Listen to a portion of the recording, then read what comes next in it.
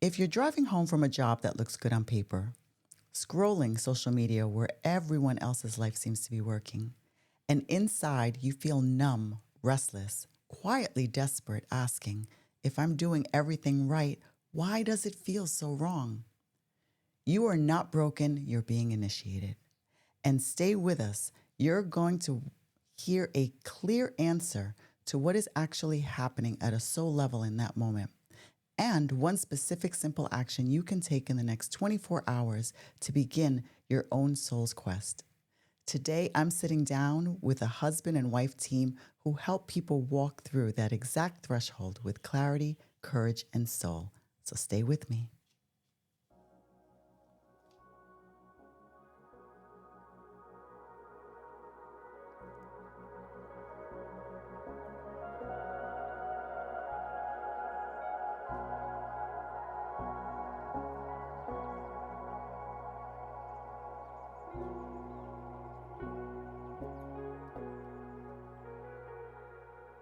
Welcome back to Awaken Your Authentic Self. I'm your host, Jessica Rooks, and I'm so grateful that you're here sharing your time and your heart with me. This is a space for high-functioning humans who are secretly tired of performing a life that doesn't feel like theirs anymore. Here we talk about spiritual awakening, trauma healing, nervous system regulation, burnout, shadow work, personal transformation, and all the messy parts of becoming who you really are. If you've been sensing that something deeper is trying to move through your life, today's episode is definitely for you. Today, we're exploring what happens when your old identity starts to crack, and instead of fixing yourself, you let it become initiation. My guests today are the co-founders of ASQ Empowerment Services, co-hosts of the ASQ podcast, and the authors of the upcoming book, A Soul's Quest, a transformational approach to life. They don't just teach transformation, they live it, individually and together. First, allow me to introduce Dr. Jessie Ferreira. Jessie is a transformational leadership guide, psycho-spiritual coach, and co-founder of ASQ Empowerment Services.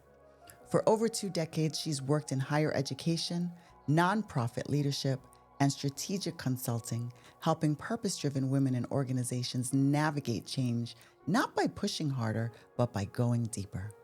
She weaves practical systems, thinking with soulful self-inquiry to support high-achieving women who are exhausted from holding it all together. With Jessie, leadership becomes less about over-responsibility and more about authentic, soul-aligned authority. Jessie, welcome to Awaken Your Authentic Self. Thank you so much for having me, Jessica. I'm super excited to be here today. I'm super excited to have you. Thank you. And with her here today is her husband and partner in this work, Omar Ferreira. Omar is a psycho-spiritual leadership guide, speaker, and co-founder of ASQ Empowerment Services. He has over 15 years of experience in leadership development, education, and emotional intelligence training. And he teaches in supporting midlife professionals, especially men, through identity shifts, cultural transitions, and the deeper questions of purpose and presence.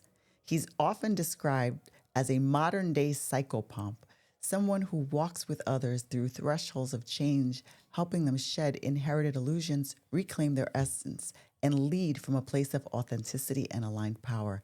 Omar, thank you for being here. Wow, thank you so much for that introduction. That was amazing. Thank you, thank you. It is a pleasure and an honor for me to be here with Jessie and you. Thank you, Jessica. Thank you. And I'm really honored to have you, both of you here, not just as experts, but as two people who've walked through their own initiations. So let's start at the beginning of that path. Let's go. We're ready. You both walked through your own fires of transition, leaving long-time careers, identities, and structures that once defined you. When you look back now, what was the moment you each realized this isn't just a crisis to survive, this is my initiation? And how did those separate initiations eventually weave into the shared mission of a soul's quest?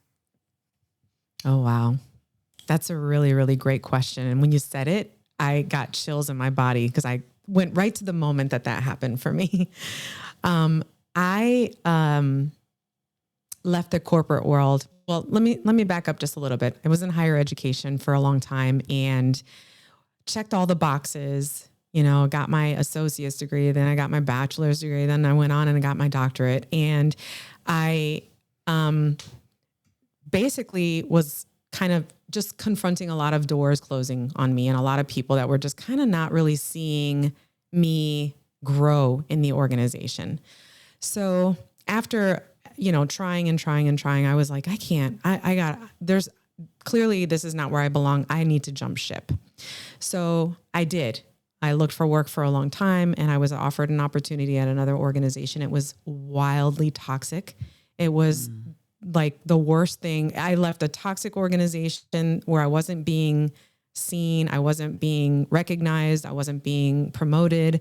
I was doing a lot of work and not being paid for it.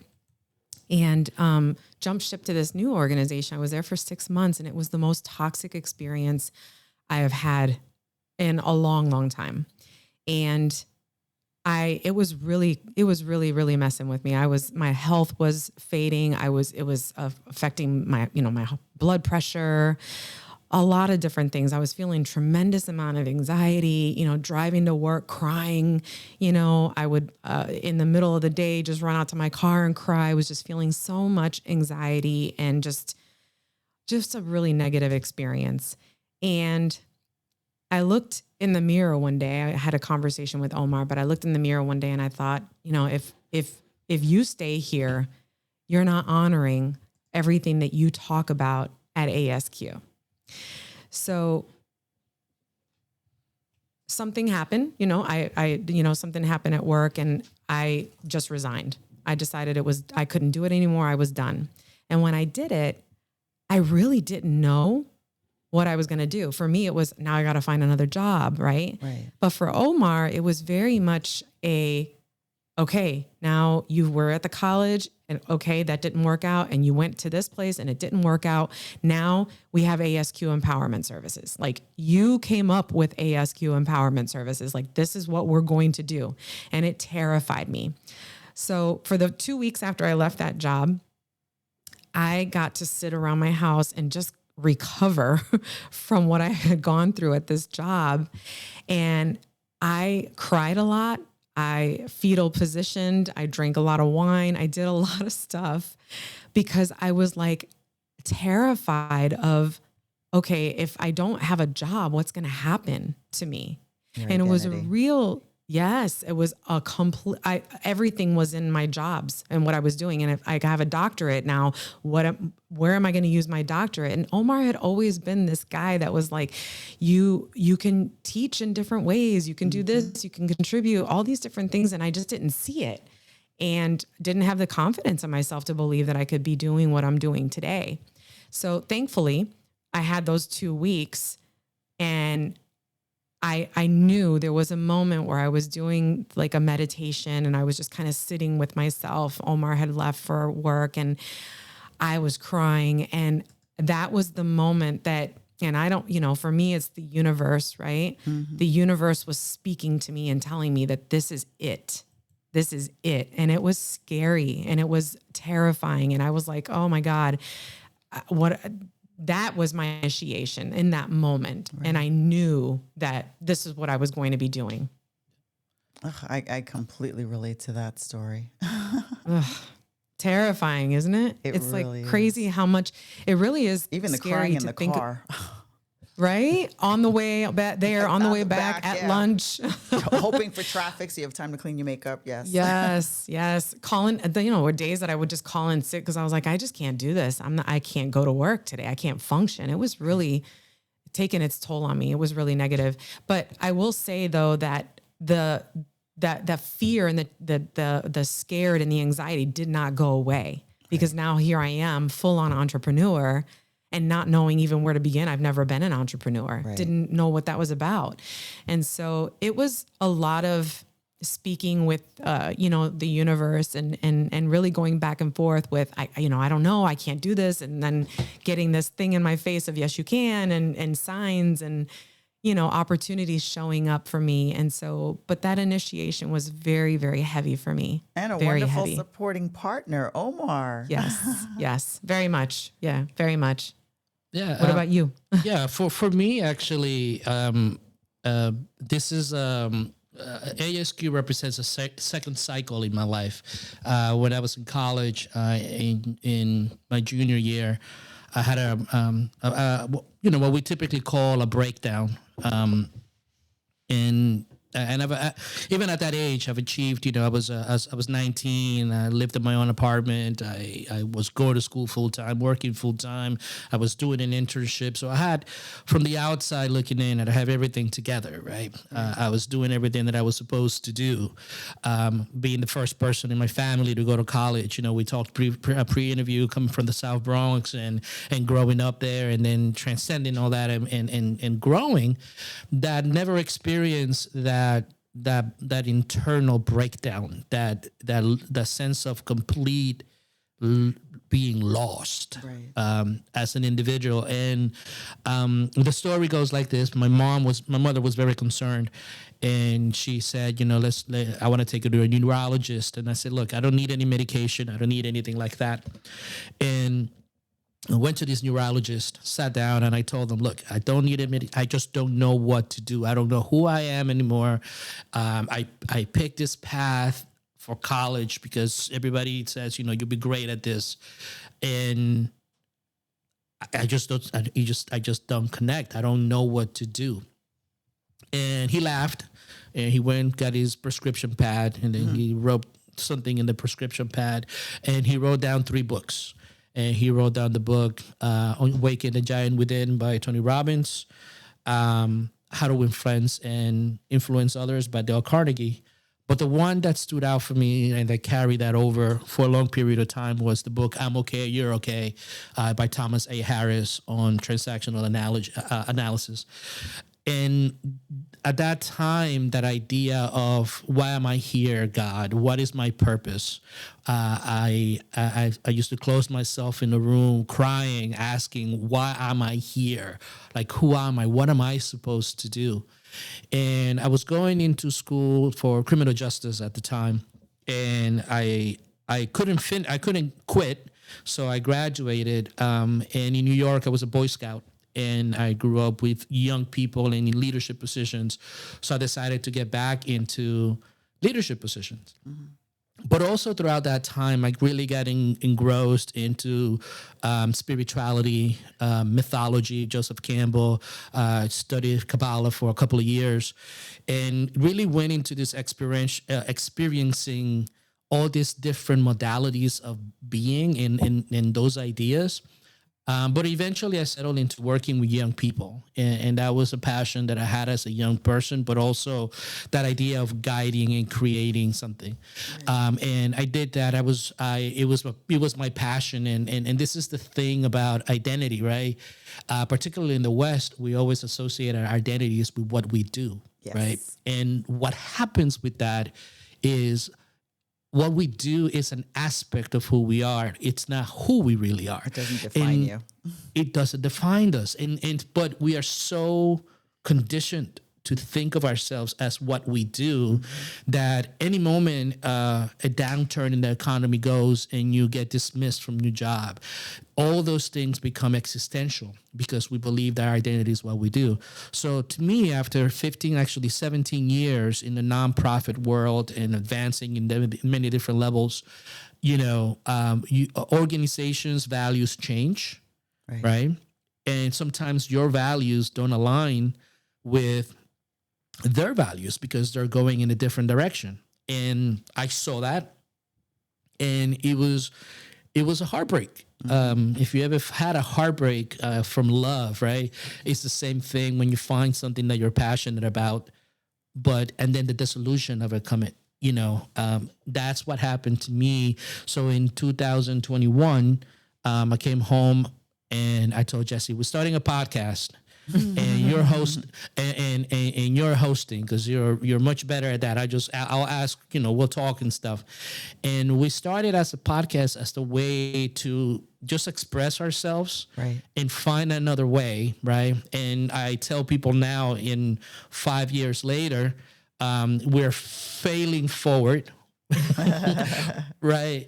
And a lot of the methodology that we do, it comes from that dissolution, right? Looking at our lives as what we talked about, the hero monomyth, the hero's journey.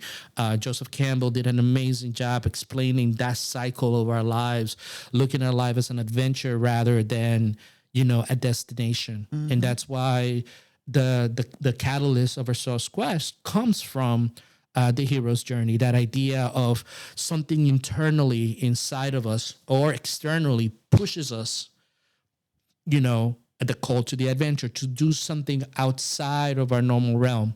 And through that, we meet allies, we meet adversaries, we go to a depth of darkness, and we either stay there or we come out on the other side with a different perspective. So the catalyst of that, and I'm trying to make a long story short, is that idea that I recognize that I've already experienced the first cycle when I was younger, and he was asking those questions. But the second time around, I began to ask those questions, but not as self-condemnation, but being more open. And that was the idea of a soul's quest to start, and that's kind of like what led us where we are right now. Wow, that is an amazing story. And as you were saying and making all those examples, I felt like you were speaking about my own life. And you know what the beautiful thing about that is, right? Is that when you recognize the cycle, right? What Haiku just said, you'll see that our lives are so much more similar than they're apart. Oh, we're so and so interconnected. different. Absolutely. And so if you're able to understand the call to the adventure, those dark moments, the allies, the adversaries, then life begins to take on a different meaning, and you're looking at a shift of perspective rather than this systemic idea of a linear life, Right. Because that's not how life unfolds. No. And so in the work that we do, it's been able to look at it from that commonality, because that's exactly what you're saying, right? You could apply every single thing that I just mentioned into your life, Including and that's that book the goal. you mentioned. Absolutely. Oh, Exactly. Mm-hmm. Yeah. Absolutely. Well, you say that your work is not therapy, not coaching, it's initiation. Jessie, you're a transformational leadership guide for purpose-driven women in organizations. Omar, you're described as a modern-day psychopomp, especially for men in midlife. What is the specific wound or pattern that each of you feels you were born to work with in others? And how is that the mirror of the wound you personally had to face and heal? Wow, that's a great question too. I'm thinking all your questions are going to be pretty amazing. Yeah. The wound for me was really that idea of not ever belonging to myself. And so what I mean by that is that all of my life, if it has always been or felt as though I had to be somebody else to be accepted, right? And it really started with my father. Like, I don't have a good relationship with my dad at all.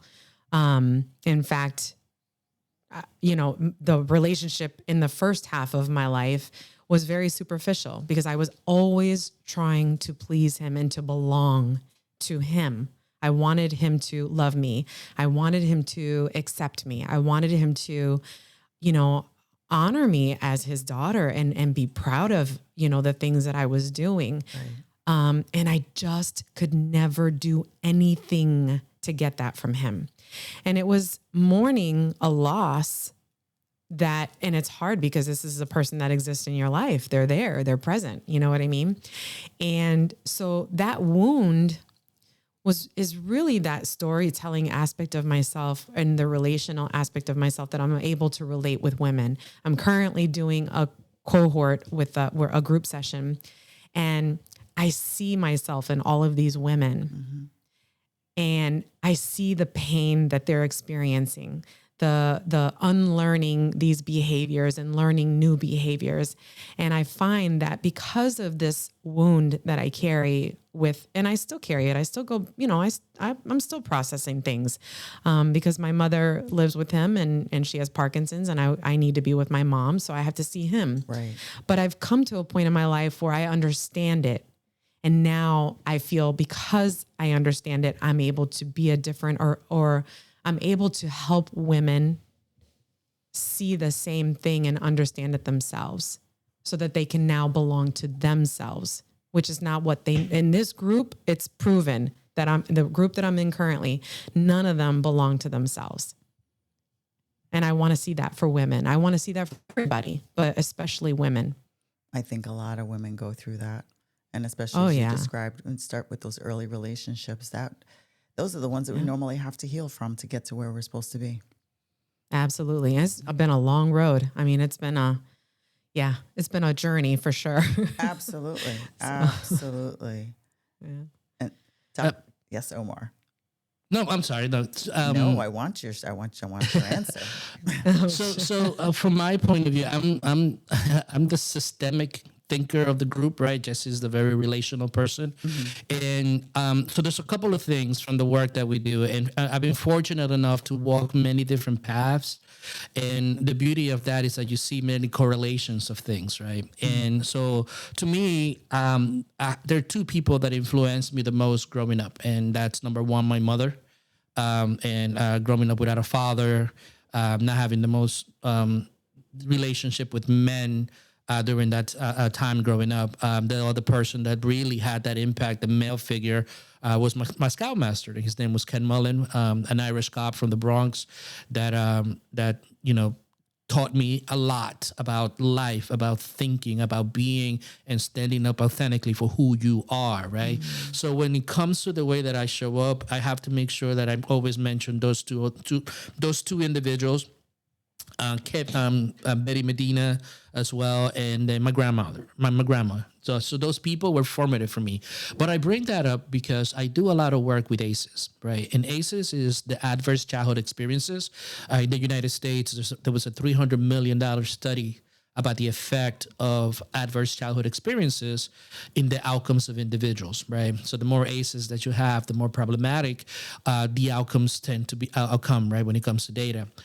And I bring that up because we tend to operate or think that we're operating from our prefrontal cortex, that we're thinkers, that we are analyzing situations. But what we fail to recognize is that we're also driven by those experiences, which are stored in our mammalian brain, right? So we are like this little universe, right? Because we have our natural desires, which is something that we don't want to talk about otherwise because we think of ourselves outside of nature and not as part of it.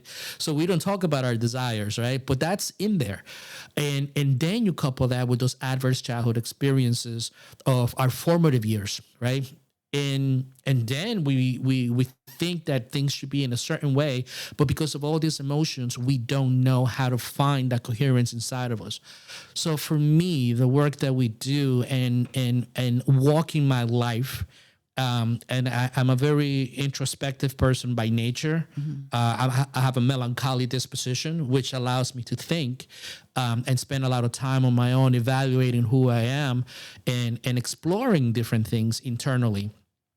Right. When you live that life, at times it feels alone, but it's not a negative alone if it's used properly. Right. Because we don't really encourage our kids to do that. So all those adversities, all those things gave me the opportunity to look at all these different facets of life and the effects that it has on us. So when I show up to a job, I always tell people, or to a presentation, either we young men in a leadership situation or wherever I go, our premise is this. And then we use Carl Sagan's quote, "We are a way for the universe to know itself," right? So what does that mean? Right. And it means simply this, right? We know that we are an aspect of the universe. We're not the universe. We're an aspect of it, a beautiful, specific aspect of it. There never was, there isn't, and there will never be anybody else like you. Ever in the history and existence will never happen. right? And look how the universe is expanding and transforming. So when we begin to gain that perspective, and this is what we are trying to show in the work, right? That you are an active participant, your life is unique, and all these adverse experiences and all this conditioning that we have received for the first 18, 25, and even 40 years of our lives, right? They're not who you are. And that is the catalyst for transformation, is really going back to asking this primarily question. If I am not all those experiences, then who am I? Right. And then the answer to that, you are a way for the universe to know itself. And that's really when the true quest begins, right? And that's a quest that needs to be taken with an open heart, right?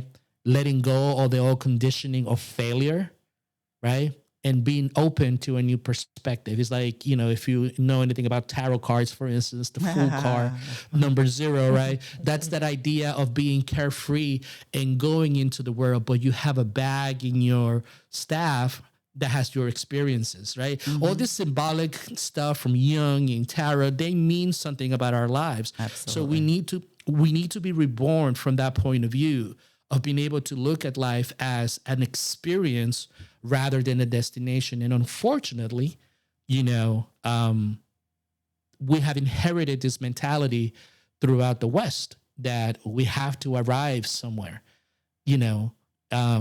and that's the biggest thing, because we are constantly unfolding, not developing. We like the word unfolding, because we are discovering new aspects of ourselves. We are discovering new things about us constantly, and that's like being a child again, right? Which is written everywhere, right? Become a child. Right. So that's the point of view where we are coming from, because we have felt it, we have lived it. We have gone deep introspectively and looked at it, contrasted to the works of other people out there and the lives of other people out there, and they come back and synthesized the same message, but in our own way. I love that. I have to tell you, I always tell people that if you just sit back and look at everything in your life as a test, a challenge that needs a test that just needs to be passed, like you were in school. Mm-hmm. It's like you can get through any challenge and just recognize it for what it is and realize that all it's really meant to do is to, you get a choice from it. You can become the victim in your story or the hero of your story. Mm-hmm. Yes. Absolutely. And when you allow to just look at it as a challenge, look at it as a test and say, all right, well, I know me, I'm a nerd, so I just want to pass every test. I'm going to be the hero in my story. That's it.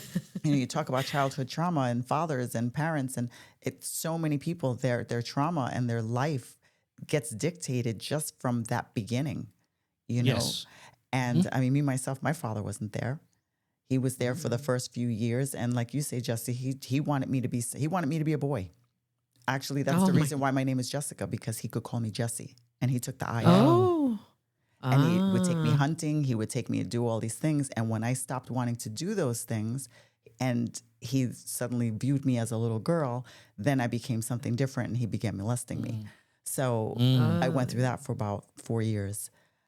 So it's like I could have allowed myself to go in a completely different direction instead of realizing that he was nothing more than a tool in my life. Mm-hmm. It was nothing more than a soul contract that was supposed to help me to become the person that I am today. Yes. Yeah. Yes. And that's one of the hardest lessons to learn. And when you begin to really observe your life, right? And there's this line in esoteric teaching, nothing is inimical to men or women, right? And nothing is bad for us because it's happened, right? Mm-hmm. And again, one of the things that I tell young people that I work with is, until this conversation that you and I are having, everything else that you, whatever choice you made prior to that, it didn't truly come from you. It came from those adverse childhood experiences, right? Because we are a reflection of our environment, and our relationship to it is so fractal that it's a give and take, right? So what you're describing, and particularly when it comes to sexual abuse, which I do some work locally with survivors of sexual abuse through the Inner Truth Project, is that this is the most challenging part to overcome, particularly for women. For men, obviously it is, because it goes at their identity. But for women, it takes everything of their sense of being. Oh, for a Right. long time, it definitely did. It really did. I mean, I'm 59 and I think I healed from this back in 2022 when I realized all of this became very clear for me. And I realized that the only way for me to get through my life was to forgive everybody for everything they had done and recognize their place in it. Yep. Yeah. Yep. And that's the challenge, right? The challenge of living your life. It's kind of like a twofold. Number one is really accepting yourself, and number one, forgiving others, right? I always have I have an interesting relationship with Christians, right? Because I always say, what did Christ say at the cross before he passed? So what do you mean? He said, forgive them, Father, for they know now what they do, right? So my question to you is, can you do that? Right? Can you be aware enough? And this is what you're referring to, forgiving, right? Can you be aware enough that these individuals that hurt us, they just didn't understand their place in the universe? Can you forgive them? Can you be Christ-like and live from that essence to see that this is just another unaware human? Because the moment that you do that, and the moment that you put that down, that's the moment with the bags come off. Oh, it's very empowering. And it is very empowering. Yeah. It is very empowering. You take all your power back. You take your life back. You take back just about everything. And it just literally is a weight off your shoulders. You wouldn't think like, oh, this is my fault. Like, what did I do? But it's all those questions do sit on your shoulders for years. And it does affect your relationships. It affects your relationship with your kids, because all of a sudden I was very overprotective.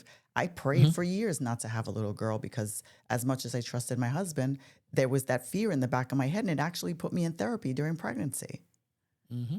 Yeah. And I had to let go of so much, but that's, this is why I do what I do now. Yeah.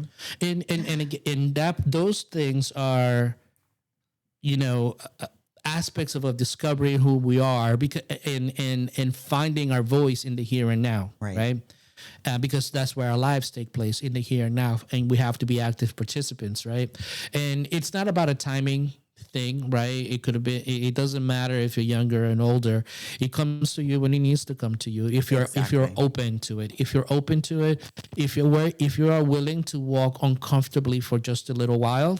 Right, spend your 40 days and 40 nights in the desert, or go and sit down in the Bodhi tree for nights until you feel whatever this, or go to the cave like Muhammad did, or go to the desert night like of the soul.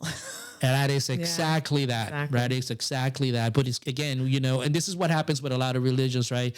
We don't teach that this is what needs to happen. Those 40 days, those 40 nights, that the individual needs to go through that, instead of analyzing the person, right? This is when the disconnect happens in the instruction of our lives, right?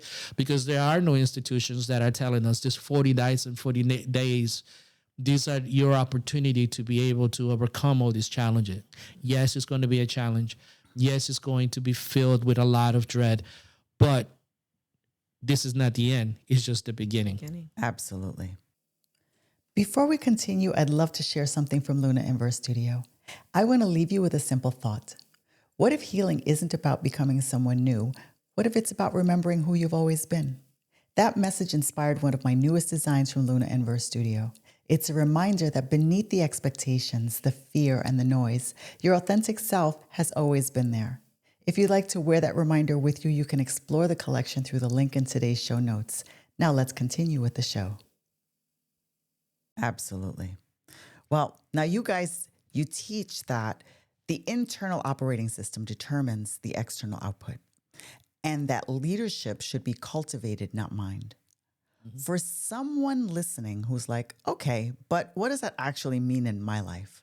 Can you walk us through a concrete before and after story from your own relationship or a client where upgrading the internal OS, the operating system, visibly transformed how they led, loved, or made decisions?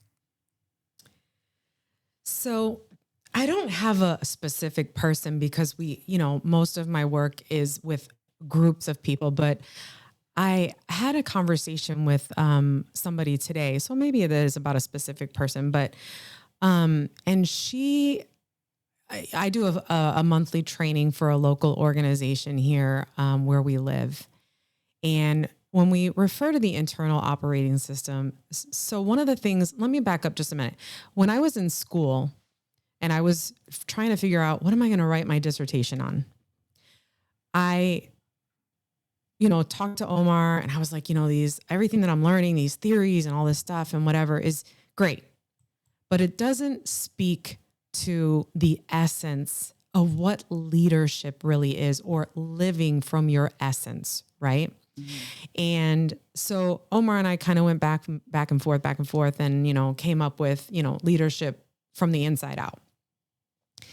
And what I meant by that was, and what I was trying to do with my dissertation was to identify a gap that was missing that people were just kind of glossing over. And that was the internal operating system that we now to date have come up with. We've come up with all of our own methodologies and curriculum and whatnot to sort of talk about this, right? And we all have this internal operating system, but to bring it and make it really simple is when you understand your feelings and your emotions and then your behaviors, and all of those things are in sync, or what we call at ASQ coherent, then you're living your essence. You're living from your authentic self. You're the person that you truly are because you understand your internal operating system. And when you understand it, your behaviors, your emotions, the way that you respond to things, why you're feeling this way, what is it that I need to do for myself, and what we call when we teach it is what engine is it that's being starved or over fueled by, and how do I bring those things into equilibrium, into right. balance? Then you can understand, then you can live, then you can really live an authentic life and be an authentic leader. Honor yourself. Absolutely. Yes, absolutely. If you don't understand, so many people think that they know so much about themselves. And last night when I was doing this group, we were talking about needs. What are our needs, right? Like, how do you know what your needs are? And we talked about this, and we have a framework that we developed called the PEP framework. It's perspective, experience, and philosophy. And the most important thing for people is that with the perspective is that most of the time what happens with us is that we're stuck in the details, right? We don't see the forest for the trees. We're so stuck in details that we don't see things for what they really are. Right. And so we need to be able to zoom out or step back from our situations and become that observer of the situation, right? Because until you do that, you're not making rational decisions. You're reacting from a position that you're in the details, right? Yes. And then, we talked about this already in our discussion, our experiences, right? You said it in your experience, understanding that this was a moment, a tool, right? Well, we teach the same thing, but what we say is that our experience is both negative and joyful. Our experiences to draw wisdom from. Right. And when you can understand that, because a lot of people for a long time, I'm 53. So for a long time, I was sweeping my negative experiences under the rug. I don't want to do it. I don't want to deal with it. I think I don't want to acknowledge. Yeah, I don't want to acknowledge it. And Omar, this man, this partner of mine, who's amazing, would force me to confront these things, and it was really hard. And I resisted. But as I started to get more and start to embody what we're teaching and what we talk about, right. I understood that if I'm going to talk about this, that I need to be able to share my lived experiences and be genuine, which is why Omar calls me the relational person. Right. And really understand who I am and what my operating system is. What's going on inside of Jessie, And then when that happens and we teach the PEP framework in a spiral, then you end up with a philosophy. So that's how you show up, right? And then what happens is you end up facing similar challenges as you go through life, but now you're at a higher vantage point to deal with those situations. So it becomes easier, if that makes sense. That makes perfect sense. Yeah. Absolutely. Hopefully I answered the question. Yeah, Yes, you did. Okay, good.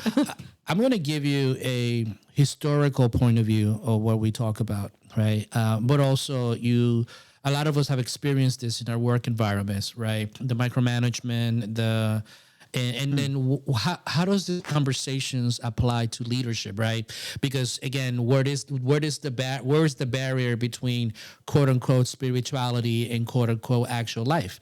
And, our argument is that there isn't a barrier. There isn't a distinction. You can't compartmentalize your internal spiritual life from work. No. You bring it's how you Yeah, show up constantly. So from my personal experiences, I've seen a lot of different people, particularly in the nonprofit world, and I call the nonprofit world the Game of Thrones of business, right? Because it's very interesting. We all get in there to help, but it becomes something else, right? And the reason being, and it makes sense, because we bring all those aces and all those traumas with us. We want to help and we want to do good things, but because we still have those internal systems, the fight or flight, the survival mentality, the scarcity mentality, we bring that with us, and this is what happens in nonprofit. But I'm going to give you a more global example that really had tragic consequences. Right. So our story for the year, we're calling it The Quarry and the Orchard. And these are two models of leadership. And they are exemplified: The Quarry by Jack Welch and The Orchard by Milton Hershey. Right. And I'm going to start with Jack Welch. There's a book out there, and I encourage everyone to read it or listen to it. It's called The Man Who Broke Capitalism. And Jack Welch was a young man, middle class, from Boston. And he was short. He had a stutter, and he developed this ultra-aggressive personality encouraged by his mother. And that mentality allowed him to ascend very rapidly in the GE ranks, General Electric, which at that time was the premier company in the world.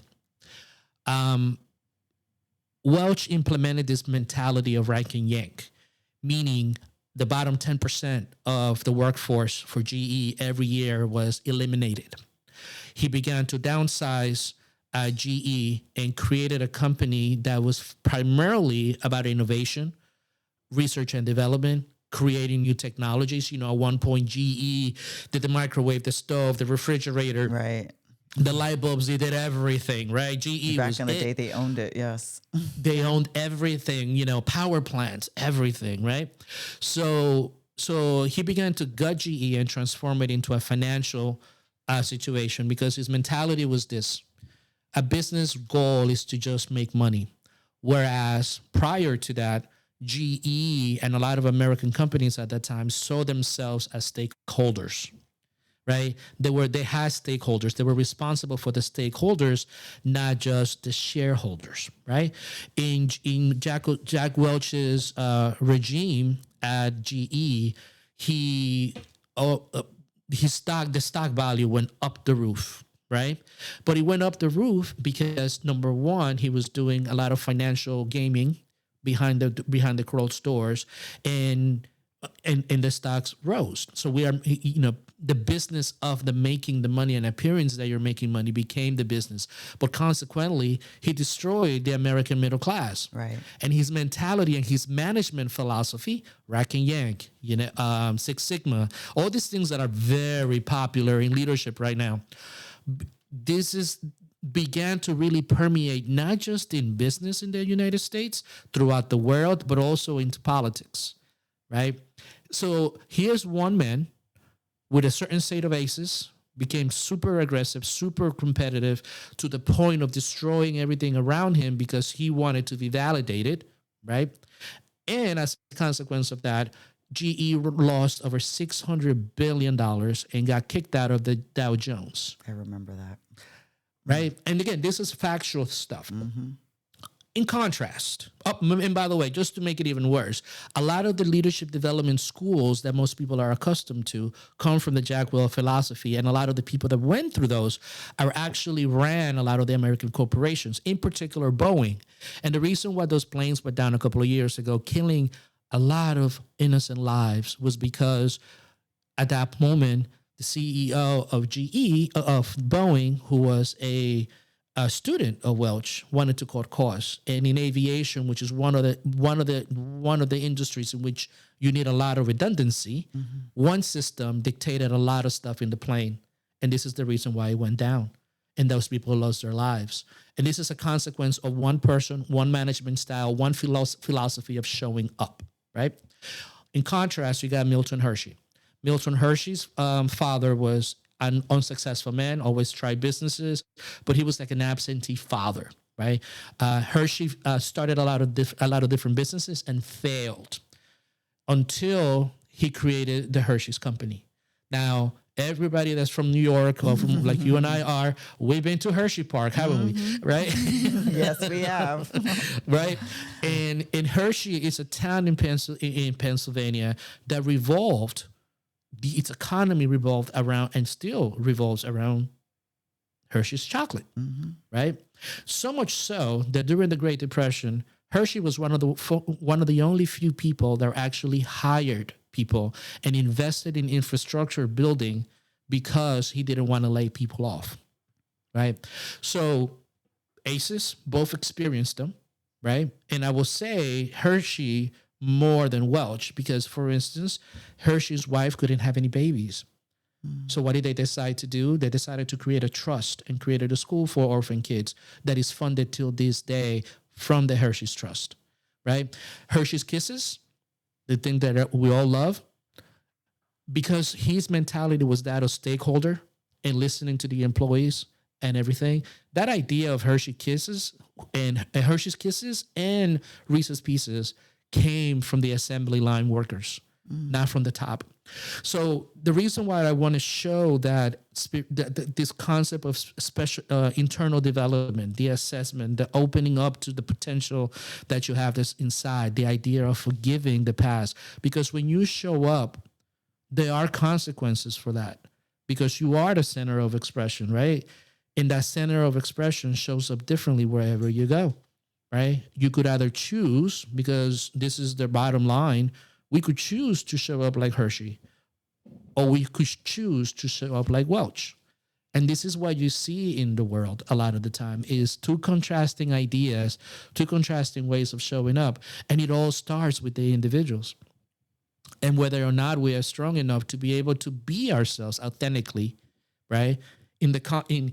Instead of trying to up somebody else, feel better by putting somebody down.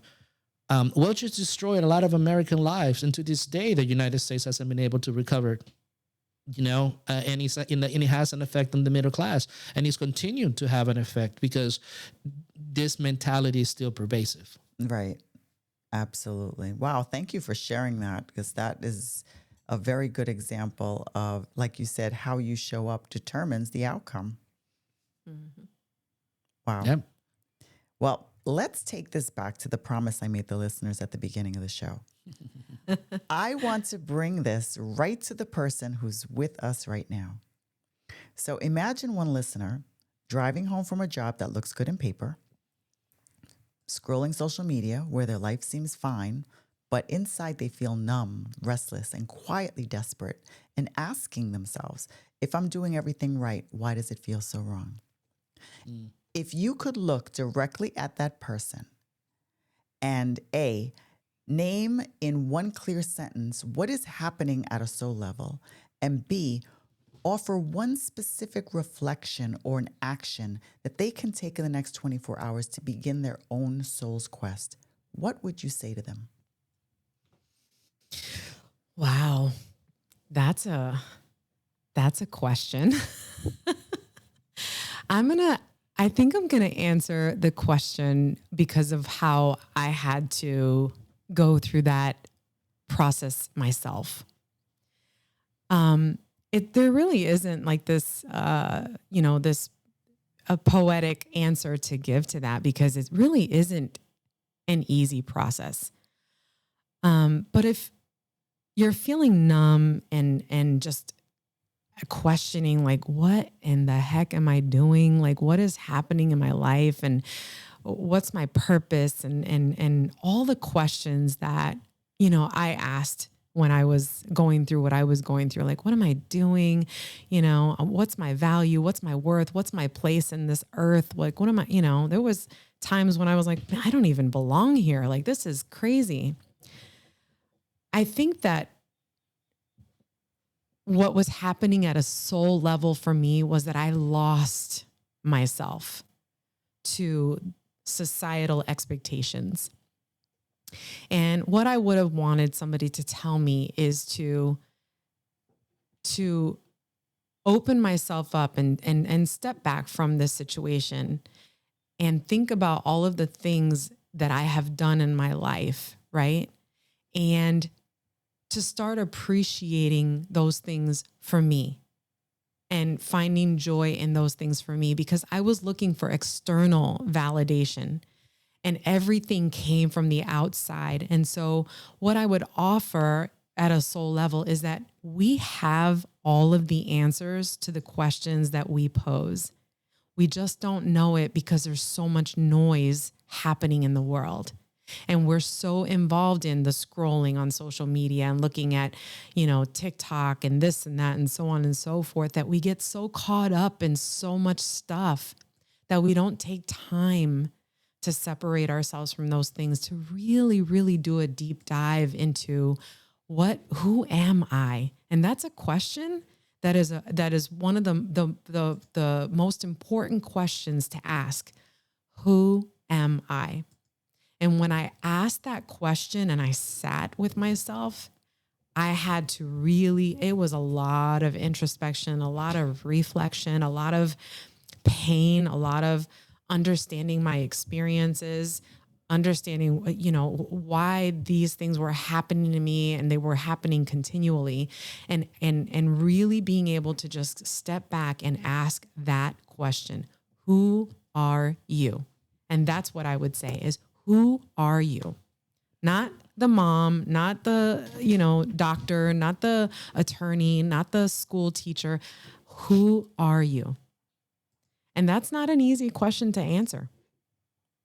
No, and I think people get trumped by that. You know what I mean? And that's why we feel like we serve as that guide in that case, because we're able to dive deeper with individuals to get them to understand exactly what we're talking about when we ask that question. So hopefully I answered that question. Yes, yeah. That was very powerful. Okay, good. Thank you for that. Yes. Of course. Omar? Yes. Oh. No, go ahead. Jessica, you go. No, I want Omar to go. Okay. So the first thing that I will say jokingly is read The Alchemist. Right? That will be one of my first things that I would tell you. It's one of the greatest books ever. And yes. It talks about primarily this, right? Because what you're referring to, that gnawing in the back of your mind, that pain in your chest, that inability to breathe, right? I'm making some of the noises because, when you feel it and you're there, that panic attack that sneaks out of nowhere, and you go to the hospital and they tell you there's nothing wrong with you physically, right? When that happens, what that means is that you're being called to the adventure, right? And the adventure is what Jessie said, discovering who you are. Like I said, you are a way for the universe to know itself. Okay, what does that look like? What is that point of expression for you? And you may feel insignificant because you feel like an individual, but there is no other greater time than the now to show up present as who you are, right? So to me, number one, that feeling, that despair is the call to the adventure. To sometimes ask, not why, because why is going to keep you in a negative loop. Why is this happening? Why did this happen? That's not the question. The question is what, who, where, right? What am I doing? Who am I? Where am I going? What is my point of expression, right? And one of the things that I will tell you in this particular, as a psychopomp, a guide in this darkness, is do not fear solitude. There's a big, big difference between loneliness and solitude. Solitude is like compost. Is your composting time. Solitude is necessary for you to truly identify who you are. And that doesn't require you escape into the mountains or anything. It's just take an hour a day. Take 10 minutes a day to ask that question and begin to listen to yourself answering as to who you are. You know, when I started this second journey, I got up every morning and I did two things. Took a shower and put lotion on my feet. Not a big deal, but it just started there. And I said 5 things to myself. I belong. I'm at peace. I'm creative. I live in joy. I am free. And from there, I could tell you that things just started changing and my perspective started changing. But the final thing that I would like to tell you is this, to tell the audience is this, to seek power. And that sounds paradoxical. And again, one of the things that you do when you walk this path is that you're beginning to hold paradox in your mind, and it's okay to see the paradox, right? And the reason why I say power is this is what I learned from my scoutmaster, Ken Mullen. And the story is that during my confirmation, Ken gave me 2 things. He gave me a $100 bill and he gave me a $2 bill. And the $100 bill, I had to go use it, right? And as a crazy New York City kid, we went to Action Park. You haven't seen Action I remember Park? Action Park. Yes. Did you see the documentary? Oh my God. Oh my God. I was talking about that place recently. That was a scary place. Yeah, but it was awesome. It was You know, for awesome. teenagers, right? It was crazy, but it was awesome. But again, that $100, my friends and I went to Action Park and we had a blast. The $2 I had to keep, and the reason is because in when you do your confirmation in Catholicism, it's supposed to be you receive the Holy Spirit. But Ken was very specific about that premise, right? The Holy Spirit is like a muscle. If you don't use it, it atrophies and dies, right? But if you use it and you use that power, and power is this, from what I learned from Ken at that age, power is influencing others by the way that you live your life, right? So the choice is, are you going to let not answering the call, living with that knowing inside of you, that despair, that emptiness, right? Or are you going to decide to answer the call, right? It's very simple. And the choice is yours. Is it easy? No. But I will tell you this, it is uniquely and authentically your life, independently of the good opinion of others, like Wayne Dyer used to say. And So it's that will be definitely my worth advice. Yep, it is definitely worth it. And but also like that $100, that power, that temporary stuff that we seek, the status, the social media likings, all that stuff will go, right? Right? And you won't take it with you. So what is your choice? Are you going to have this inside of you die? Or are you going to go through it to help humans evolve? Because that is the call that is being asked for all of us right now. Absolutely. Absolutely right. And my thing I love to tell people is don't fear change, because that's where the adventure starts. That's it. Yes. That is it. I'm putting that on a T-shirt. I'm letting you know. You that. should. I'm throwing it out there right now. I actually did start a merch store. So Nice. and I get guided messages, and I've been putting them on T-shirts and I things and love stuff. that. So Yes. it's called Luna and Verse Studio. Nice. Nice. I love mixes it. my writing and my love of the stars. Nice. Love that. Thank That's you. awesome. I'd love to ask you guys one more question, if that's okay, about your book. Absolutely. Sure. Absolutely. Okay, because I know that we're running, late with time, but your upcoming book, A Soul's Quest, A Transformational Approach to Life, is clearly born from your lived initiations. If you imagine a reader in their darkest night of the soul, maybe they feel like their life is quietly collapsing. Which story, chapter, or practice do you most hope that they dog ear and return to? And why is that the medicine for that particular threshold? Oh, wow. Yeah. I will go back to the chapter on PEP, perspective, experience, and philosophy, right? And the reason being is when you gain a cosmotic perspective, right? That when you step back far enough, cosmic enough, watching something like the pale blue dot, or listening to an astronaut talk about the overview effect, you start seeing your life as something different, something that is not temporary, something that is beautiful, right? So that perspective, that cosmic perspective, that you are a way for the universe to know yourself, is the primal thing that we encourage people to do. Because if you look at ourselves as just a temporary being in the here and now, that becomes really, really tense. So perspective, stepping back. Experience is the next aspect, which is learning and refining the essence of our experiences. What is this teaching us? How can I apply it? What did I learn from this? Right? And then that leads us into the final part, which is philosophy. And when we talk about philosophy, we're not talking about, how to think properly and all that stuff. No, a philosophy is an approach to life. That's what philosophy is. The love of knowledge so that you could use that knowledge to approach life in a certain way.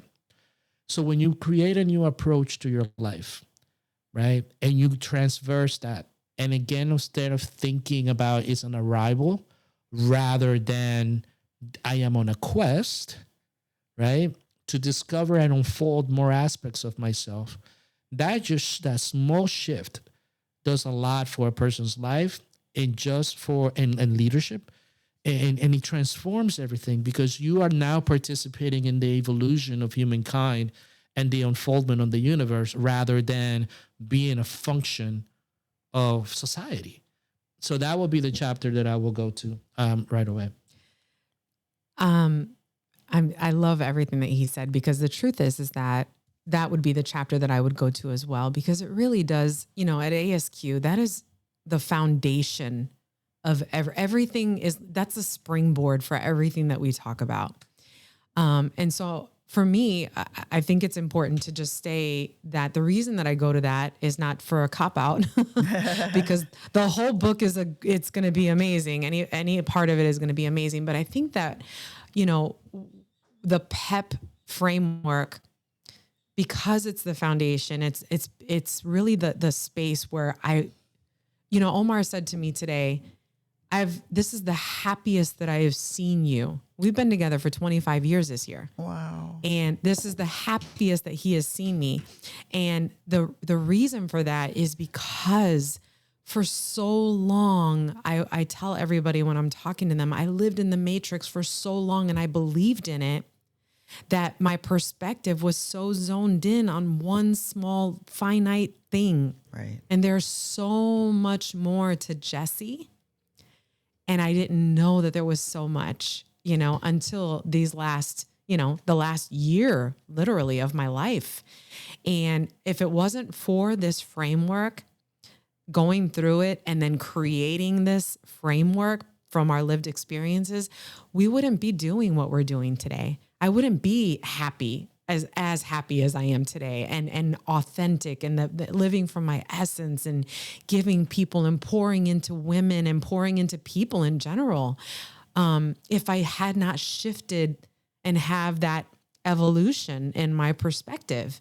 And I'm so grateful for, Omar's mind, because I think this was brewing in his head for a long time. Mm-hmm. It just wasn't, put in words, and it wasn't conceptualized. But I really do believe that chapter is something that will grab the reader and hopefully be life-changing from there forward, that they can move forward into the book and take all of the other information and apply it to their lives. That's perfect. Dr. Jessie, Omar, thank you both so much for this conversation and for the depth and honesty you brought to it. The way you hold initiation, leadership, and love, both individually and together, is such a gift. And I know so many people listening are going to feel less alone because of what you shared today. Thank you. Thank you. It's Thank been you a pleasure. so much. It was a pleasure. Yes. Well, where can our listeners find out some more about your work? So if they want to know everything about, we're all over social media. So any social media handle you can go to, aside from Twitter, we're not on Twitter. Ew. And then of course our website is ASQ. Everybody's laughing. Our website is asqempowerment.com, and they can find out everything about us there. Well, perfect. I have access to your information, and I will make sure that all of that is in the show's notes for everyone. Thank you. Thank you. Thank you so much. Now, for those of you listening, thank you truly for sharing your time and your heart with us. If something in this episode resonated, maybe that description of, that quiet desperation, or the idea that you're just not broken, you're being initiated, please don't just let it be another thing you heard. Take the reflection or action they offered in this episode and give it to yourself in the next 24 hours. If you found this supportive, it would mean so much if you'd follow the show, leave a rating or review, or share the episode with one person in your life who might be walking their own soul's threshold right now. That's how this work finds the people who need it. You can find, like I said, more about Jessie and Omar, ASQ Empowerment Services, their podcast, and their book, A Soul's Quest, in the show's notes. Thank you for being here, for choosing your own authenticity, and for letting me walk a few steps of your journey with you. Until next time, may you be gentle with yourself as you awaken your authentic self.